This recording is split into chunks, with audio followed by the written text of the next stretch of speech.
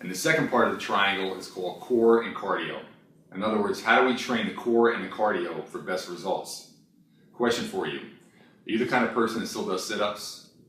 Do you still run long distance on a treadmill? Are you afraid to try things that are new?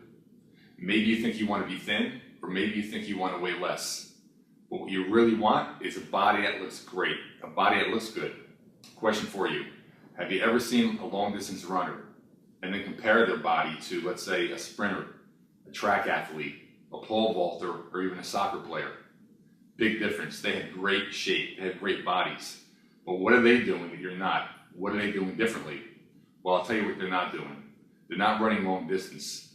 Running long distance tends to burn the muscle off your body because you send your body a signal to lighten the load. The body's always going to want to protect itself and keep on the fat. So the first thing that's going to burn off through long distance is muscle. The second thing, we don't do sit-ups anymore. I do one sit-up every day.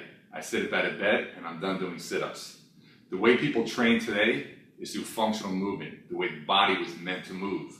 And we do it through full body, time-efficient training programs to work the core and cardio, work the engine in a much more different manner. So we're spiking our heart rate and giving our body time to recover. Spiking our heart rate and giving it time to recover. That's how you burn fat, that's how you build an engine, and that's how you get the body that you've been looking for.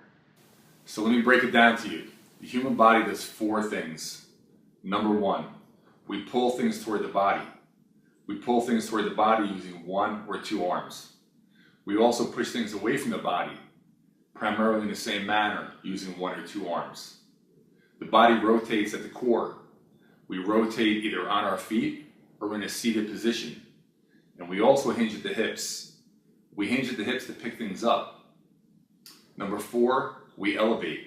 In other words, we use our lower body and our legs to sit down, to stand up, to climb steps, even to locomote. But we use our glutes, our lower back, and our legs because that's primarily how we get our heart rate up. That's how we get the furnace going. That's how we burn a lot of calories and fat. And when necessary, we also do compounding movements. In other words, we do burpees, push-up burpee jumps, we row, we're outdoors, we do stand-up paddleboarding, we surf, we're active.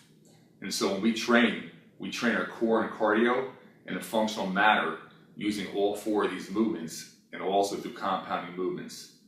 So number 2, core and cardio.